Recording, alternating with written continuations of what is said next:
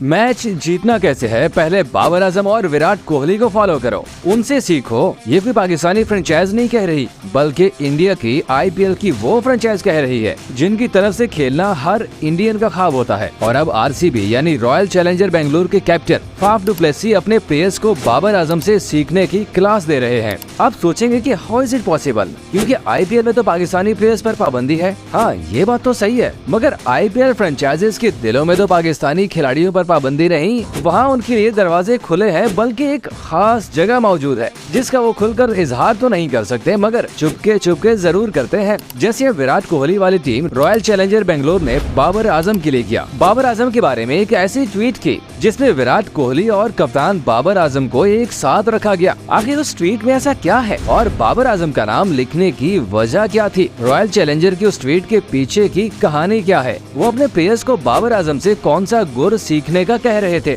RCB के captain Faf du Plessis और विराट कोहली ने पूरी टीम को बाबर आजम के टेक्निक्स पर क्या कहा? अब बाबर आजम के गेम प्लान पर जो अमल करता है वो जीते ना, ये तो हो ही नहीं सकता। इसीलिए बाबर के प्लान पर अमल करते हुए RCB भी विनिंग ट्रैक पर आ गई। इसके अलावा बाबर आजम को कप्तानी से हटाने वाले अब क्या कह रहे हैं, उनके बारे में भी बताएंगे। मगर सबसे इंटरेस्टिंग जो चीज है वो है बाबर का जवाब, जो उन्होंने अपने स्ट्राइक रेट पर तनकीद करने वालों को दिया। पहली बार टीवी पे आकर बाबर ने उन्हें ऐसा जवाब दिया जो वो जिंदगी भर याद रखेंगे। ये जवाब क्या था, आपको बताएंगे इस वीडियो में। दोस्तों, बाबर आजम किंग है और ये एक हकीकत है जिसे कोई झुटला नहीं सकता। और अब तो IPL की फ्रेंचाइज रॉयल चैलेंजर बेंगलुरु ने चुपके बाबर से अपनी मोहब्बत का इजहार कर दिया। RCB की मजबूरी है कि वो बाबर को अपनी टीम में तो नहीं ले सकते, इसलिए अपने प्लेयर्स को बाबर आजम की क्लास पढ़ाने लगे हैं। RCB ने अपने ऑफिशियल ट्विटर अकाउंट से एक ट्वीट की। उस ट्वीट में कप्तान फाफ डु प्लेसी को एक चार्ट के सामने खड़ा करके दिखाया गया था, जिसका कैप्शन था कि कैप्टन फैफ ने DC यानी दिल्ली कैपिटल्स के खिलाफ गेम प्लान बना लिया है। और मजे की बात कि उस ट्वीट में जो चार्ट बनाया गया था उसमें पाकिस्तान के किंग